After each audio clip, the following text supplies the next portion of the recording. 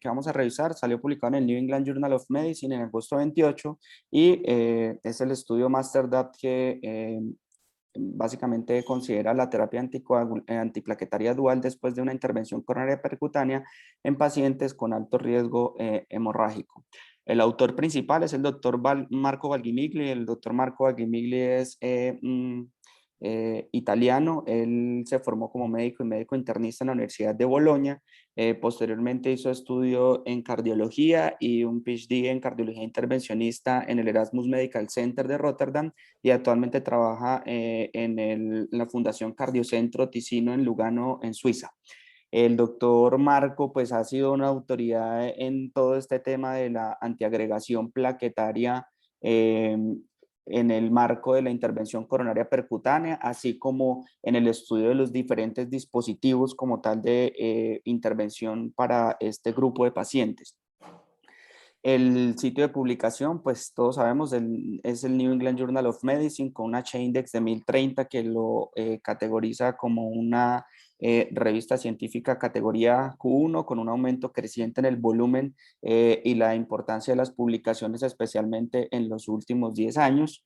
Y que permite que esté en este momento en el ranking decimago de las revistas médicas mundiales en la posición, en la posición número 6. Para enmarcar un poquito el tema del que vamos a hablar, sabemos que después de que sometemos un paciente a una intervención coronaria percutánea, el objetivo de la terapia antiagregante dual es reducir los riesgos es reducir el riesgo de los eventos isquémicos, bien sea relacionados con el stent propiamente del dispositivo o pues obviamente ya sabemos el riesgo isquémico residual de estos pacientes, de manera que impacta también en estos tipos de desenlaces. Esta terapia antiagregante dual va de la mano con un aumento importante en el riesgo de eventos hemorrágicos que digamos que en el balance clínico neto puede comprometer la utilidad de esta intervención, y el planteamiento y el supuesto es básicamente que acortar una terapia antiagregante dual con inhibidores de P2Y12, o sea, antiagregante dual con darle continuidad a una monoterapia con uno de los antiagregantes, bien sea inhibidor de P2Y12 o aspirina, puede equilibrar este balance. Para contextualizar un poquito, recordemos que esto es lo que ha evolucionado desde el punto de vista de la intervención percutánea. Lo que ustedes ven a la izquierda en la columna A están los stents metálicos convencionales, en los cuales no existía un medicamento que limitara la proliferación, y esa injuria de un elemento metálico favorecía la proliferación de esas células, y veíamos que hasta el 40% de estos pacientes son años tenían restenosis intrastent. Ese problema se solventó cuando vinieron los stent medicados, que consisten básicamente en 3 elementos: una plataforma metálica con unos struts, un polímero que es el que se encarga básicamente de liberar un medicamento, que es básicamente ese medicamento antiproliferativo. Los primeros stent medicados se utilizaban a base de paclitaxel y posteriormente han venido unos inhibidores de la mTOR que consisten, digamos que en esa línea de los stent de generación más avanzada. Tal vez uno de los aspectos determinantes con relación a la intervención es precisamente la característica de ese polímero. En este momento tenemos 3 tipos de stent. Hay unos polímeros que son permanentes y de esos la gran mayoría son biocompatibles, es decir, un polímero que libera un medicamento antiproliferativo y que se mantiene en el tiempo. El otro es un polímero bioabsorbible que tiene el beneficio de que libera un medicamento, evita esa parte de la proliferación celular y después se absorbe más o menos en un periodo de unos 6 meses, de 4 a 6 meses, e incluso tenemos los de una generación más avanzada como el Biolimusa 9, que no tienen biopolímeros y que se encargan mediante un mecanismo distinto de liberar ese fármaco. Y todo esto, ¿por qué es importante? Porque en la medida que nosotros disminuimos la restenosis intrastent, en principio aumentamos el riesgo de trombosis, porque al inhibir la proliferación dejábamos expuestos ese componente metálico y esos struts que se convierten en un elemento trombogénico. Entonces ese balance fue el que tratamos de empezar a, digamos, a equilibrar y a tratar de minimizar el riesgo, no solamente la restenosis, sino de mantener el beneficio contra la estenosis y disminuir el riesgo de trombosis. Y tenemos otras estructuras que son bioabsorbibles en su totalidad y que tal vez no han tenido la acogida que pensábamos en el supuesto del planteamiento de estos stents. El paciente con riesgo hemorrágico alto constituye más o menos el 40% de los pacientes que nosotros vamos a llevar a una intervención coronaria percutánea. Históricamente, digamos que hace muchos años, lo que se hacía con estos pacientes cuando el riesgo era muy alto era precisamente implantar un stent metálico, un convencional, que nos permitiera una rápida proliferación y que no nos obligara a mantener de manera sostenida una terapia antitrombótica potente. Sin embargo, posteriormente con los stents de nueva generación nos hemos dado cuenta, especialmente con los polímeros bioabsorbibles o incluso con stents libres de biopolímeros, que esa terapia cortada es mejor o al menos no inferior que esos stents convencionales en relación a este tipo de desenlaces. Y hay estudios ya que nos evalúan precisamente qué utilidad tiene llevar a estos pacientes a una terapia cortada por un mes versus una terapia extendida. Tal vez uno de los estudios más importantes es el estudio publicado el estudio publicado en el 2018, que se publicó en Lancet, con un volumen de casi 16.000 pacientes, que evaluó en 130 centros de 18 países, pacientes que se sometían a intervención percutánea con un stent liberador de biolimus entre julio de 2013 y noviembre de 2015. Este estudio lo que hizo fue asignar el brazo experimental, que era darles ticagrelor a estos pacientes en el primer mes en combinación con aspirina y después dejarlos con monoterapia de manera extendida hasta 2 años, frente a un enfoque convencional que era básicamente pacientes con síndrome coronario agudo que se dejaban con ticagrelor o pacientes con enfermedad coronaria estable que se dejaban con clopidogrel, los dos en combinación con aspirina el primer año y posteriormente de manera indefinida la aspirina, y esto pues fue lo que se evaluó de acuerdo a la terapia estándar. Los resultados primarios fueron infarto no fatal y muerte de todas las causas, con resultados secundarios que estaban relacionados con los desenlaces hemorrágicos. ¿Qué pudimos notar? Que la mortalidad por todas las causas y el infarto no tuvo una diferencia importante, 3.8 versus 4.3% en los dos grupos, y si discriminábamos entre cada uno de los desenlaces isquémicos, no existía tampoco no existía diferencia estadísticamente significativa. A pesar de que había una tendencia a reducción de muerte por todas las causas, este desenlace no fue estadísticamente significativo, y en el análisis por subgrupos no hubo unas diferencias importantes en cada uno de los grupos preespecificados de acuerdo al protocolo. De manera que este estudio que nos dijo que pacientes que se sometían a una intervención coronaria percutánea con un stent liberador de biolimus, el ticagrelor en monoterapia por 23 meses después de un mes de haber dado terapia antiagregante dual no fue superior a la aspirina en monoterapia por 12 meses después de que se le daba un año de terapia antiagregante dual en relación a ese desenlace primario, como lo pueden notar. Después hubo un estudio adicional que fue el estudio GLASI, porque este primer estudio, los eventos fueron reportados por el investigador y esto podía haber alterado un poco la interpretación de los resultados. Acá fue el mismo estudio, pero se hizo una adjudicación de eventos para tratar de ser más objetivo, y se evaluaron los resultados en el primer mes, del primer mes al año, después de un año y después de 2 años. ¿Qué pudo notar este estudio con el mismo análisis del Global Leader? Que después de un año parecía que los pacientes que se habían sometido a una terapia con ticagrelor tenían una tendencia a menos eventos de infarto miocárdico y de trombosis definitiva del stent, siendo esto digamos, además de un análisis exploratorio de estos subgrupos y de estos resultados, de todas maneras, planteaba la posibilidad de que a largo plazo estos pacientes pudieran tener un beneficio cuando se le daba la terapia con ticagrelor. El STOP-DAS2 que se publicaba en JAMA también en el año 2019 mostró cuál era el efecto de una terapia dual antiplaquetaria de un solo mes seguida por clopidogrel versus dar la terapia convencional de antiagregación dual por un año. Entonces aquí está, como ustedes lo pueden ver, después de un mes de que el paciente se llevaba a una intervención coronaria percutánea, se aleatorizaba a recibir ASA y un inhibidor de P2Y12, que en su mayoría era clopidogrel, o a recibir clopidogrel y aspirina por un año, y posteriormente se hacía un análisis de no inferioridad.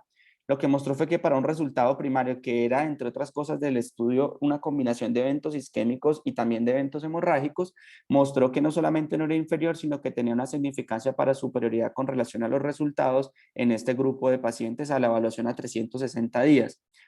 Con relación a los desenlaces puramente isquémicos, hubo un desenlace de no inferioridad significativo, y con relación al evento de sangrado tuvo una significancia estadística para la superioridad. de manera que aquí se pudo concluir que los pacientes no tenían más eventos isquémicos cuando se acortaba la terapia y que tenían al menos no era inferior, eran superiores en los desenlaces hemorrágicos.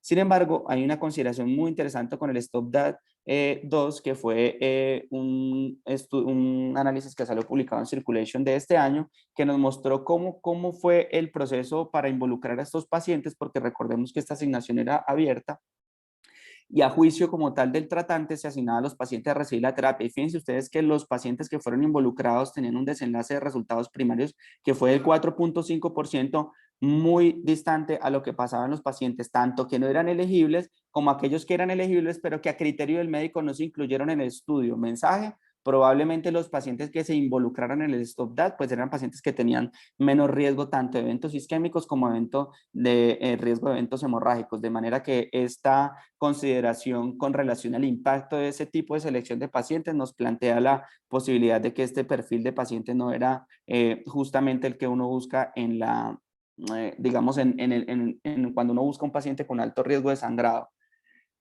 Habiendo estudiado en un ensayo que fue el Leader Free, que se estudió el stent con liberador de Biolimus A9, que mostró que era superior al stent convencional, se trató de comparar si los pacientes sometidos a intervención coronaria con alto riesgo de sangrado con un biopolímero degradable, con un polímero biodegradable, era igual a precisamente a este stent que se había estudiado previamente en el Leader Free. Aquí que se utilizó un stent Resolute Onyx, que era liberador de sotarolimos, frente a el BioFreedom, que era el stent libre de biopolímeros que evaluamos que es liberador de Biolimus A9. Se evaluó en el seguimiento un resultado primario de muerte cardíaca, infarto o estenosis, infarto o trombosis del stent definitivo probable a 1 año, y desenlaces secundarios de seguridad sobre la lesión y resultados secundarios sobre seguridad en relación a sangrado. Esos son los dos tipos de stent que se compararon. Recordemos que este estaba libre de polímeros, el BioFreedom, y este era el grosor de los struts y los diámetros disponibles del stent. Si el paciente tenía al menos uno de estos criterios, por edad avanzada, uso anticoagulante, enfermedad hepática, renal, cirugía, coagulopatía, anemia u hospitalización por un evento hemorrágico, pues digamos que se considera que el paciente tenía alto riesgo de sangrado y se sometía a 1 mes no más de terapia antiagregante dual, y después de 1 mes se dejaba a discreción del tratante, bien fuera con aspirina o con inhibidor de P2Y12. ¿Y que nos mostró este estudio? Que no hubo inferioridad para los desenlaces con el stent a base de sotarolimos versus el stent con Biolimus, tanto en la muerte por causas cardíacas, los resultados primarios, el infarto al miocardio, la trombosis del stent, y en efecto lo que nos mostró es que tanto un polímero biodegradable como un stent libre de biopolímero en pacientes con alto riesgo de sangrado, en los que uno los sometía a una terapia antiagregante dual acortada de 1 solo mes, no tenían mayores eventos isquémicos con relación a la terapia convencional, y la tasa de sangrados era muy similar, como ustedes lo pueden notar. A partir de estos estudios, y tal vez hay un metaanálisis reciente también de julio de este año que nos mostró definitivamente que en la medida que tal vez nos movemos hacia una terapia antiagregante dual más corta, el paciente tiene una intervención más segura y quizás no representa, a partir de los ensayos que nos han venido mostrando en los últimos años, un riesgo aumentado de eventos isquémicos. ¿Qué nos dicen las guías? Esto era lo que teníamos en el 2017. Nos decían que si el paciente se llevaba una intervención coronaria percutánea, tenía un alto riesgo de sangrado y era en el contexto de una enfermedad coronaria estable, uno podía cortar la terapia hasta 3 meses, la terapia dual. Y a pesar de tener un alto riesgo de sangrado, fíjense que las guías aquí nos hablaban con una recomendación 2AB, la terapia antiagregante dual, acortarla pero a 6 meses, es decir, en el contexto de un evento coronario agudo. Moviéndonos un poquito hacia los estudios tal vez que nos han ido mostrando precisamente estos desenlaces que les muestro, pues vemos que el paciente en las guías del 2020 de síndrome coronario agudo no ST, infarto y angina inestable, los pacientes que tenían alto riesgo de sangrado deberían llevarse una terapia combinada de 3 meses de terapia antiagregante dual como acortamiento precisamente de esa terapia convencional, y posteriormente continuar en monoterapia con ASA. Y hay un grupo de pacientes con un nivel de evidencia casi que más bajo, que eran los pacientes de muy alto riesgo, y estos pacientes básicamente eran aquellos que habían tenido un evento hemorrágico en el último mes y en los cuales una cirugía que no se podía diferir en el próximo mes debería ser realizada, y para ese momento entonces se podía cortar la terapia antiagregante dual para un mes y posteriormente continuar para clopidogrel, y con desenlaces muy altos, básicamente pacientes que tenían un riesgo inaceptablemente alto de una terapia antitrombótica más fuerte, más potente. Entonces, así llegamos a nuestro estudio, que es el estudio que lideró el doctor Valguimigli. Es un ensayo multicéntrico, aleatorizado, no cegado, de no inferioridad, con pruebas secuenciales de superioridad de acuerdo a los hallazgos iniciales. El estudio se patrocinó por el European Cardiovascular Research Institute, que recibió apoyo de Terumo, pero ellos no tuvieron, digamos, una participación tanto en el diseño, recolección o análisis de datos, ni tampoco en la redacción del documento. Pacientes contenidos tanto con síndrome coronario agudo o síndrome coronario crónico que se intervenían de forma percutánea por lesiones de uno o dos vasos. El estén en un estén liberador de fármacos de sirolimus con un polímero biodegradable, que es el estén Ultimaster de la casa Terumo, sin revascularización de otros vasos si estaban presentes, y que tenía al menos un criterio alto de sangrado. Esto es el estén, un estén que tiene un esostrut realmente con un grosor bajo, con una aleación de cromo y cobalto, liberaba sirolimus con una cubierta de un polímero que era biodegradable más o menos en 3 a 4 meses, y con una aplicación en un amplio margen de, digamos, de anatomía coronaria y de situaciones clínicas particulares. Es decir, es un stent que se utiliza para lesiones complejas, para bifurcaciones, para tronco, un margen de aplicación muy alto. Y eran los pacientes, como ustedes lo acaban de ver, pacientes que necesitaban estar anticoagulados, que habían sangrado en el último año o en los últimos meses en los que la causa no estaba resuelta, edad mayor de 75 años, coagulopatía, trombocitopenia, anemia, uso de medicamentos digamos que condicionaron una predisposición al sangrado, una AIT en los últimos 6 meses o un SB isquémico en cualquier momento, y score de evaluación del riesgo como el PRECISE-DAP mayor a 25.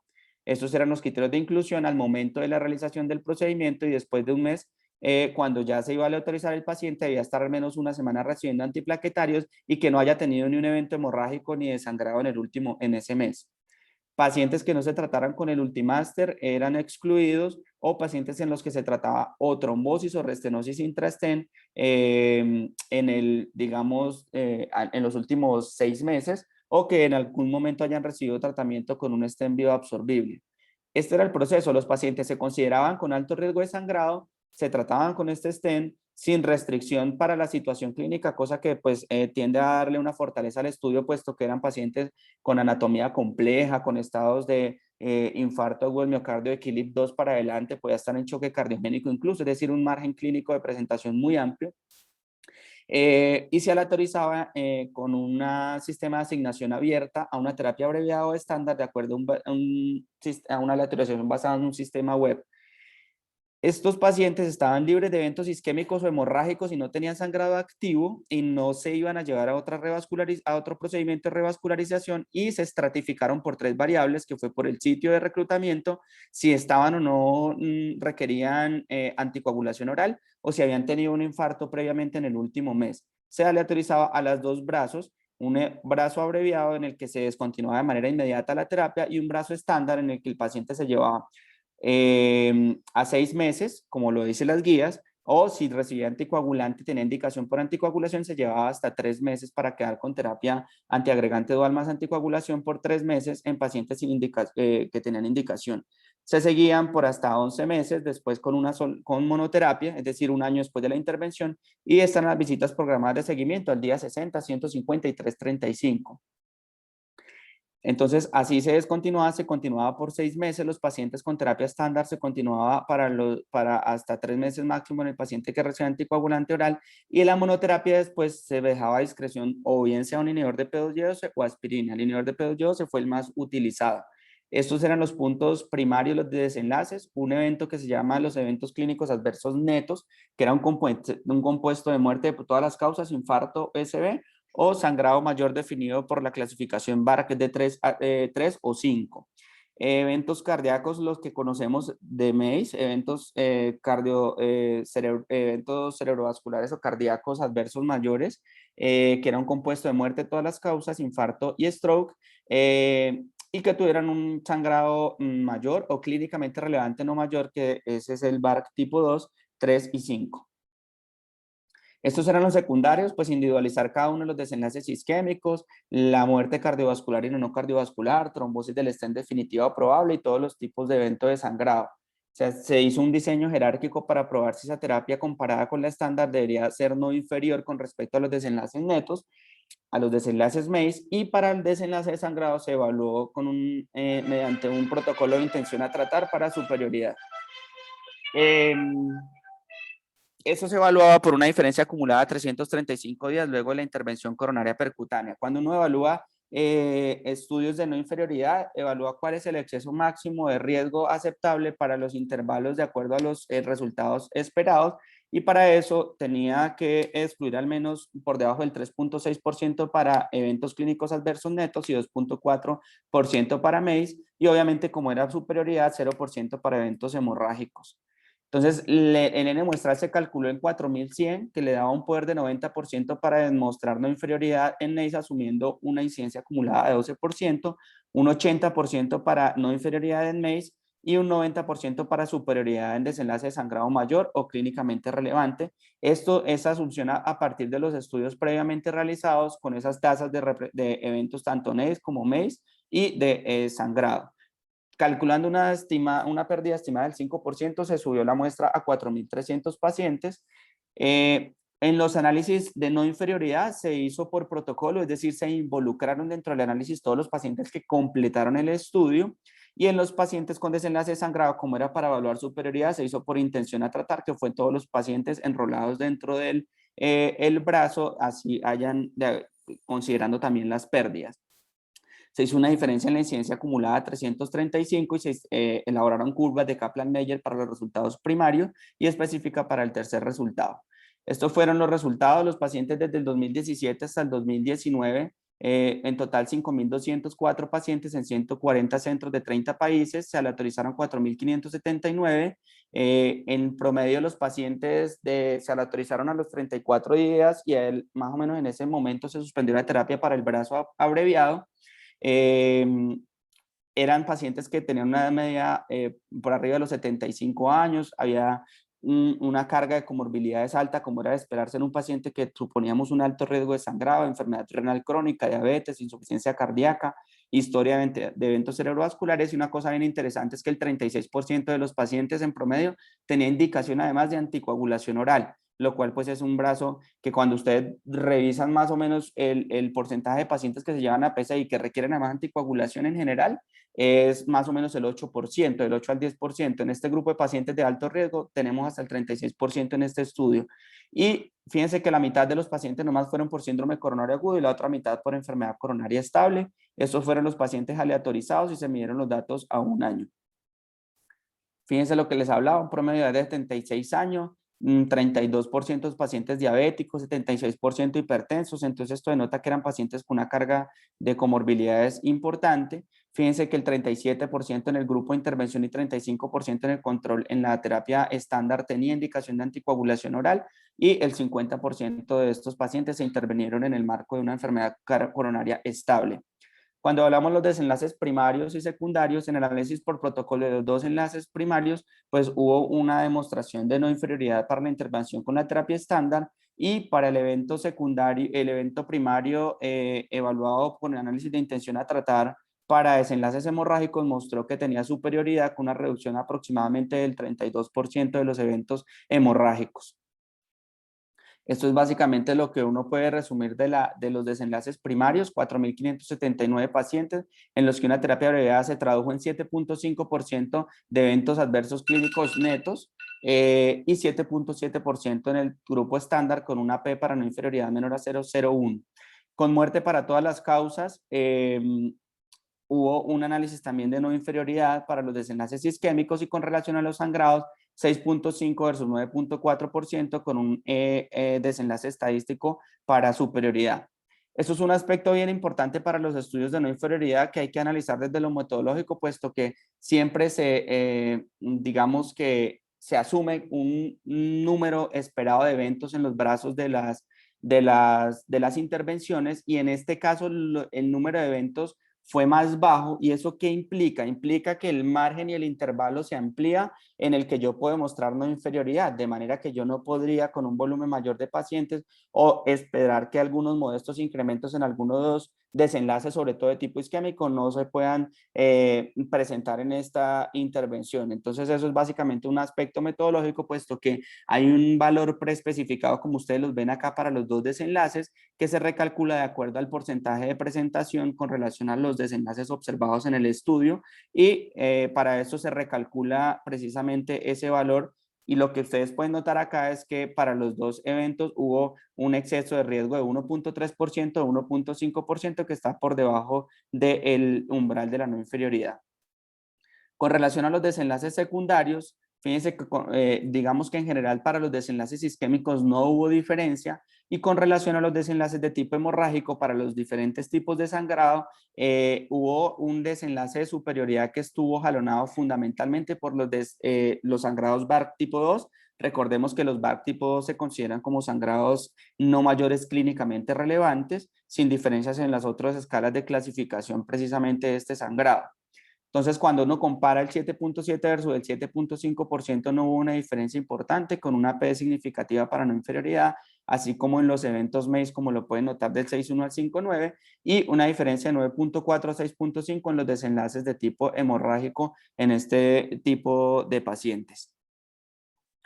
Algunos aspectos a considerar con el estudio, fundamentalmente que los pacientes con alto riesgo de sangrado, en los que yo los llevo a una terapia de acortamiento de esa terapia antiagregante dual luego de la intervención con un stent liberador de fármaco con un biopolímero degradable, no fue inferior tanto en eventos clínicos adversos netos ni en eventos MACE con menor incidencia de sangrado, mayor o clínicamente relevante no mayor, que fue este último fundamentalmente en el que predominó el beneficio.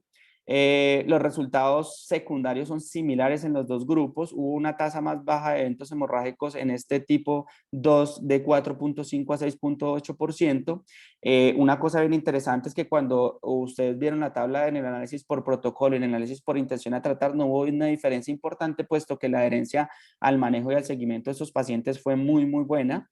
Y un aspecto tal vez que va dentro de las fortalezas del estudio es que aquí no hubo una limitación importante por la complejidad de las lesiones coronarias o un escenario clínico de presentación. Entonces, digamos que esto hace que el margen de aplicación desde el punto de vista del escenario clínico sea muy alto.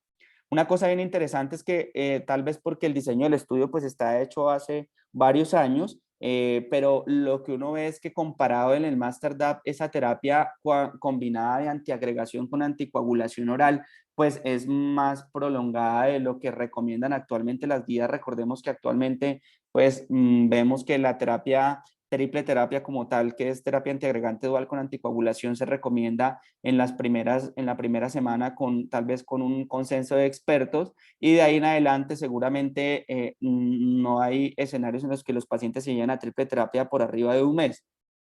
Sin embargo, ustedes ven abajo que estos pacientes, incluso en el grupo estándar, hubo pacientes con triple terapia hasta 12 meses, hubo pacientes con terapia de acuerdo a la discreción del tratante hasta de 3 meses, y solamente en el grupo abreviado, pues digamos que esa triple terapia estuvo hasta máximo un mes.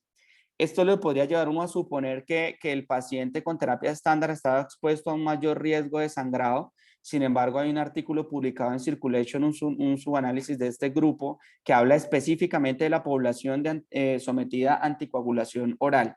Esos pacientes se mostró que los pacientes que no tenían, en los que en general la terapia antiagregante dual estaba abreviada, independientemente y no tenían anticoagulación, se disminuía de manera considerable el sangrado, pero aquí es importante resaltar que en los pacientes que recibieron anticoagulante, tanto la terapia abreviada como la terapia convencional no tuvieron diferencia en sangrado. Entonces parece que esto no tuvo una relevancia a la hora de interpretar los resultados con los desenlaces hemorrágicos. Cuando se suspendía esa terapia antiagregante dual, digamos que la elección de la monoterapia se dejaba a discreción del tratante, pero el clopidogrel fue el medicamento que se utilizó con mayor frecuencia. Como el 58% de sus pacientes se continuaron en tratamiento con clopidogrel. Y aquí hay algo bien interesante, y es que cuando uno compara el perfil de riesgo de los pacientes, como ustedes vieron, por ejemplo, en el STOP-DAT2, que los pacientes tenían una tasa de eventos de 4%, por ejemplo, esos ensayos previos mostraban que esos pacientes en general tenían un riesgo isquémico bajo. En cambio, estos eran pacientes que sí realmente tienen un alto riesgo de sangrado. ¿Cuáles son las limitaciones del estudio? Pues la mayoría, de hecho, todos estos estudios se han hecho sin cegamiento, son ensayos open label. La duración del tratamiento en el brazo de la terapia estándar fue heterogéneo, es decir, habían algunos pacientes que se llevaban a una terapia de duración mayor, lo cual puede que uno piense que afecte de alguna manera los desenlaces, especialmente de tipo hemorrágico. Él no puede comparar uno la monoterapia después, todavía no tenemos un volumen robusto, por lo menos de evidencia que nos permita discriminar entre si la aspirina o el clopidogrel, porque como ustedes ven, incluso los mismos estudios son heterogéneos en elegir la monoterapia.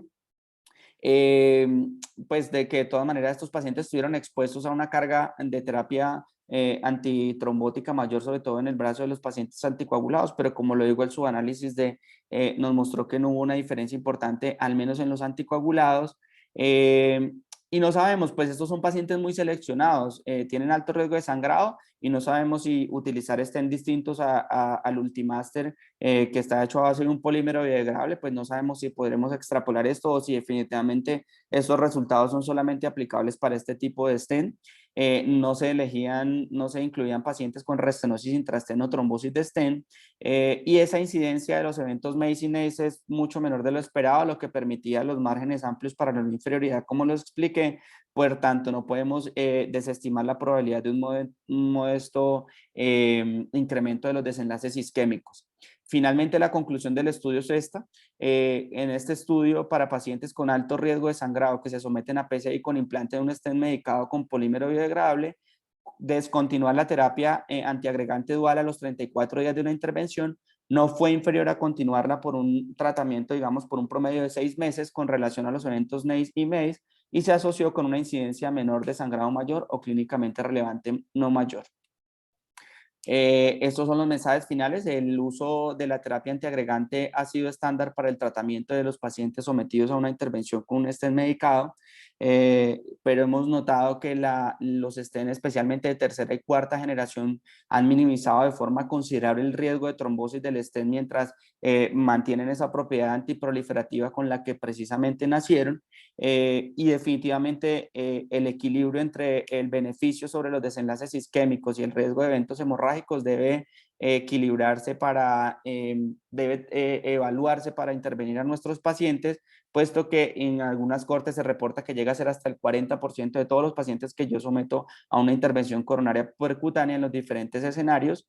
Y definitivamente lo que sí es claro es que este estudio va muy en línea con lo que hemos reportado lo que se ha reportado en los ensayos previos, que muestran que una duración más corta de la terapia antiagregante dual en pacientes sometidos a intervención con stent medicados probablemente es más seguro y parece que no se traduce en desenlaces isquémicos mayores, al menos con relación a la no inferioridad, que es como se han evaluado la gran mayoría de estos estudios. Muchas gracias y quedo atento a las intervenciones del auditorio. Muchas gracias, John Freddy. Queda abierta la discusión. Tienen el micrófono disponible. Si alguno de ustedes no lo tiene disponible, no es sino que levante la mano, que se lo asignamos. El doctor Emilio, tienes el micrófono. Adelante, Emilio.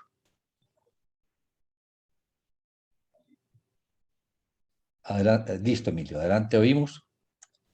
John, muchas gracias por la charla, excelente presentación. Quería pues como hacer un comentario en línea de lo que ya había mencionado John, que de pronto la preocupación más grande que surge después del estudio es si los resultados son extrapolables con otro tipo de stents, ¿no? Que no sean el Ultimaster por asunto de disponibilidad de recursos.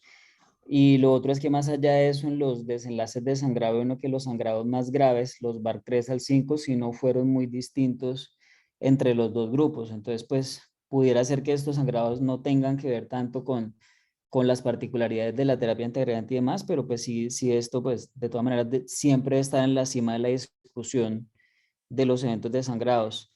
Y el otro comentario que tenía es en relación a la fortaleza que puede tener el estudio al ser el clopidogrel el antiagregante de elección, porque pues vemos de todas maneras una tendencia en los nuevos ensayos de antiagregantes a usar otros como ticagrelor, como prasugrel, que de pronto están un poquito menos disponibles en nuestro medio. Emilio, muchas gracias. ¿Algún otro comentario? Profe, pues yo le creía incluso ahí, gracias por el comentario. Precisamente en la presentación del estudio en el Congreso Europeo al doctor Marco le preguntaron si él creía que pues estos resultados podían extrapolarse a la utilización de otros stent de características similares. Y él pues incluso dice que a pesar de que tienden a ser muy homogéneos en los resultados y como ustedes lo pueden ver incluso con los estén libres de biopolímeros o con biopolímeros que no son bioabsorbibles pero que son biocompatibles, que el tamaño de los struts como tal, que tal vez es uno de los determinantes, tiende a ser muy similar, que a pesar de todas esas cosas, él cree que digamos que la aplicación o la extrapolación de estos resultados todavía no es posible a otros tipos de stent. La doctora Rosana Merán, en cambio, ya dice que en esa misma pregunta ya dice que cree que es muy probable que estos resultados, así como han ido en línea con estos stent de última generación, puedan finalmente terminar aplicándose. Para mencionar también, hace 8 días, la doctora Rosana Merán con el doctor Marco también publicaron un artículo en JAC que es muy interesante, que toma dos tipos de stent que son los Science, y esos Science lo toman en 2 ensayos clínicos que son stent liberadores de Verolimus. Entonces, ¿a qué va esto? A que seguramente este no va a ser el único estudio que va a ir en línea con ese planteamiento, y ese ensayo incluso es muy bonito porque nos coge y une los dos, precisamente los estudios, y ese estudio no solamente mostró que no era inferior, sino que parece que los pacientes tienen un desenlace isquémico que es muy importante, que es menos trombosis del stent cuando se asignan a ticagrelor con terapias acortadas. Comparan la terapia de 1 mes versus 6 meses y de 3 meses versus 12 meses de acuerdo al perfil de riesgo de los pacientes.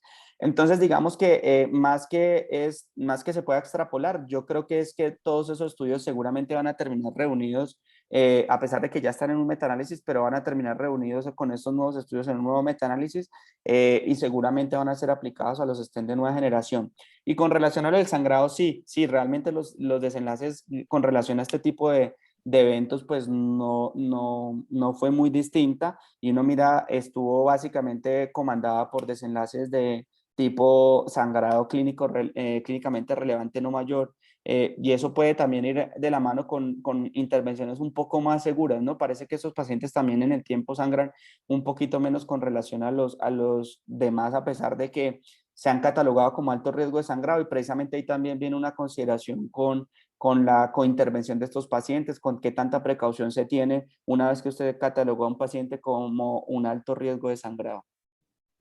Muchas gracias, John Freddy. Tienen en su orden levantada la mano el doctor Sergio Fuentes. Doctor Sergio Fuentes, adelante. Hola a todos, muy buenas noches. Profe Jaramillo, buenas noches, y buenas noches, colegas. Le habla Sergio Fuentes, cardiólogo de la ciudad de Bogotá. Yo quería mencionar, digamos, algo con respecto a lo que se estaba hablando del riesgo de sangrado. Pues yo quiero citar un paper que se publicó en la revista Circulation en el 2019, en el cual pues se nos describía cuáles eran los criterios de los pacientes con alto riesgo hemorrágico. Yo quería solamente recordar, digamos, una tríada clínica que es supremamente importante a tener en cuenta, y es la edad mayor de 75 años, los pacientes con enfermedad renal crónica y los pacientes que reciben anticoagulación. En la tabla 1 del estudio del MasterDAP podemos observar que, digamos, la población que estaba anticoagulada del estudio fue aproximadamente un 40%, sí, un 40%, y la enfermedad renal crónica en la tabla 1 era aproximadamente un 20% de estos pacientes. Por lo tanto, si nosotros nos remitimos, digamos, a la literatura y a la práctica clínica, podemos observar que cerca de el 45% de los pacientes que nosotros llevamos a intervención coronaria percutánea son pacientes de alto riesgo hemorrágico, definido por un PRECIS-DAP mayor de 25, aunado a cualquiera de los criterios, sea enfermedad renal crónica, enfermedad hepática, sea pacientes con anemia, con recuento plaquetario bajo, antecedente de cáncer, etcétera, ¿sí? Y de todos esos pacientes, recordemos que esos pacientes tienen 3 veces más riesgo de presentar un evento hemorrágico posterior al cateterismo. Por lo tanto, no es una condición infrecuente y me parece una fortaleza del estudio y una puerta abierta que tenemos nosotros como una opción para estos pacientes.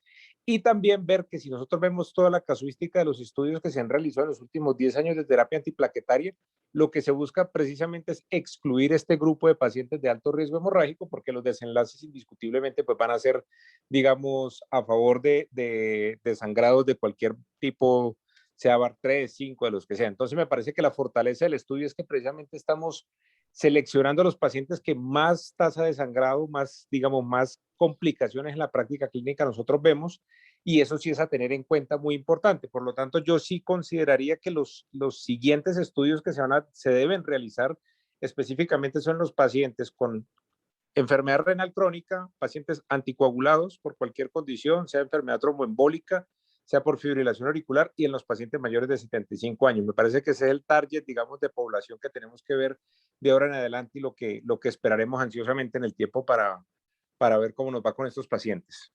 Sergio, muchísimas gracias por acompañarnos y por tus observaciones. No sé si Emilio, que todavía conservas la mano levantada, ¿quieres hacer alguna otra observación? Ok, no, ya había hecho su comentario. ¿Alguien más? ¿Tú vas a comentar algo, don Freddy, de lo que el doctor Fuentes acaba de decir? Sí, no, muchas gracias, doctor, por la apreciación, y yo creo que yo trato de resaltar un poquito lo que usted dice, porque es que difícilmente estos pacientes van a estar representados de manera importante en la gran mayoría de los estudios.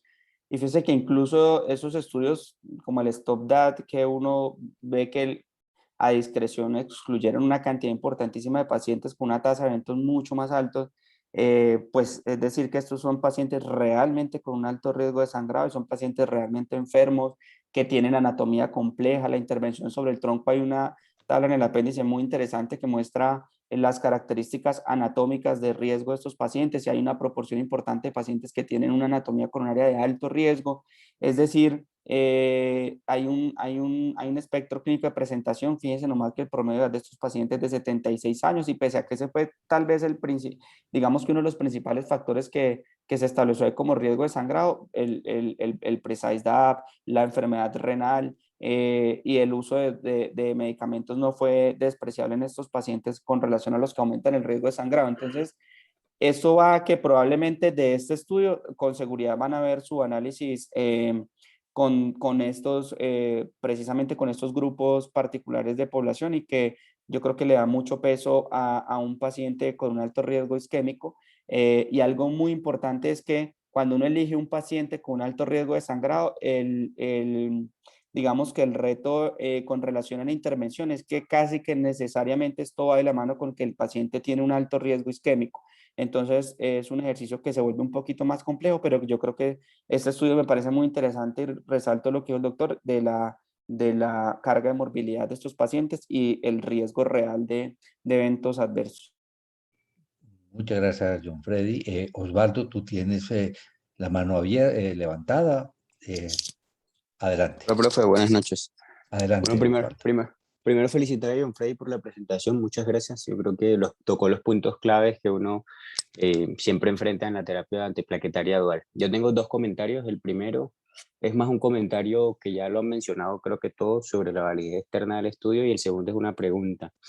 En cuanto a la validez externa del estudio, creo que es un estudio muy bonito en una muy buena población, pero que su validez externa va a ser limitada y hasta ahora va a estar seleccionada un grupo muy pequeño de pacientes, porque son los pacientes que cumplen la característica de este estudio. Entonces, los que tengan alto criterio hemorrágico, sin un gran criterio trombótico de alto riesgo de trombosis, y sobre todo de esos pacientes que usaron stent de polímeros bioabsorbibles, que fue los Ultimaster de Terumo, porque ya hay otros diseños parecidos con otros stent que no han arrojado la misma línea de resultados que esta publicación.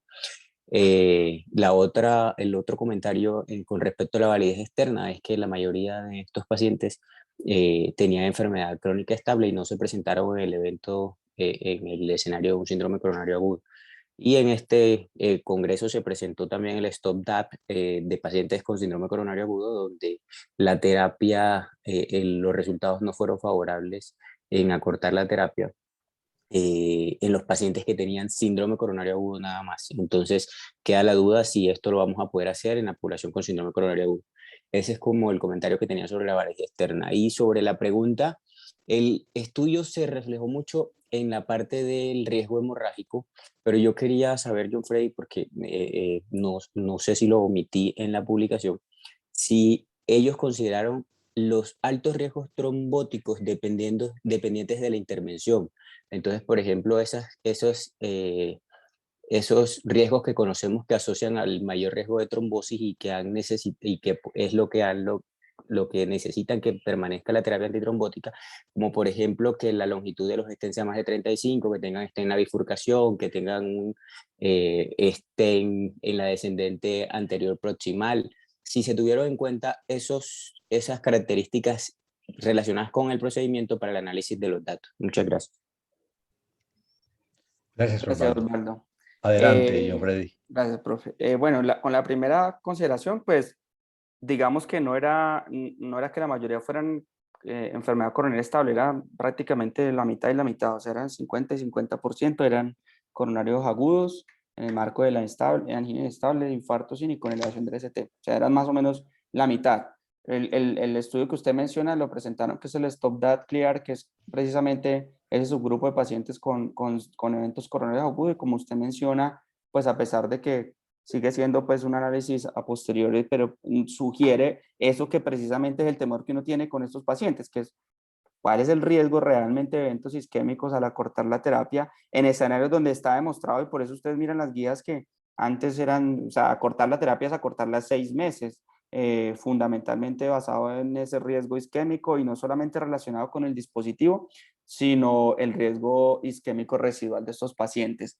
Con relación a los criterios desde el punto de vista de los factores de riesgo para el desenlace isquémico relacionados con la intervención, Osvaldo, a ellos en el protocolo tienen incluso una consideración, y es casi que el grupo poblacional al que más se aplica la característica anatómica, la longitud del estén, el diámetro, la presencia o no de intervención sobre una bifurcación o sobre el tronco principal izquierdo, se hizo sobre todo cuando usted mira que decían a discreción del tratante para llevar el paciente a 3 o 6 meses de terapia antiagregante dual más anticoagulante. Entonces, digamos que ese escenario fue muy importante a la hora de evaluar a los pacientes que estaban también anticoagulados. Por lo demás, digamos que esas consideraciones se tuvieron en cuenta, pero el grupo que se asignó a una terapia abreviada en el primer mes, esos pacientes a los 34 días se suspendía la terapia antiagregante. Sin embargo, ellos ahí mencionan que esos pacientes han estado libres de esos eventos isquémicos, que es otra crítica del estudio, porque los desenlaces isquémicos hemorrágicos en el primer mes después de una intervención los estamos desestimando. Es decir, esos desenlaces no los estamos midiendo aquí. El paciente le pudo haber hecho una trombosis temprana del stent, pudo haber hecho un evento hemorrágico, un sangrado mayor durante el tiempo, el evento índice, es decir, todo lo que ocurrió en el primer mes se excluyó, entonces eso también puede que sea un aspecto a considerar. Y ya después de eso, con esos factores anatómicos, se tomó la determinación en algunos pacientes a los que se iba con terapia convencional, sobre todo en los que estaban anticoagulados, y en los demás se suspendía. Sin embargo, esa asignación y esa característica de muchos valores, digamos, a discreción del tratante, pues puede que tengan su influencia en la interpretación de los resultados. Pero sí, tiene bastantes cosas que evaluar, sobre todo con esos desenlaces, y especialmente en el escenario del síndrome coronario agudo, y fundamentalmente porque hay una proporción importante de estos eventos que se desarrollan en el primer mes de la intervención. Freddy, muchas gracias. Si hay algún otro comentario, alguna pregunta adicional. Bueno, John Freddy, muchísimas gracias por tu presentación, por la discusión que has estimulado y que has soportado apropiadamente. Y a todos, de verdad, muchas gracias por la compañía. Esperamos que nos lo sigan haciendo cada 15 días con nuestro club de revistas. Una muy buena noche, una excelente semana para todos y por favor síganse cuidando. Muchas gracias, John Freddy. Muchas gracias a todos por la participación. Nos veremos en una próxima actividad. Muchas gracias.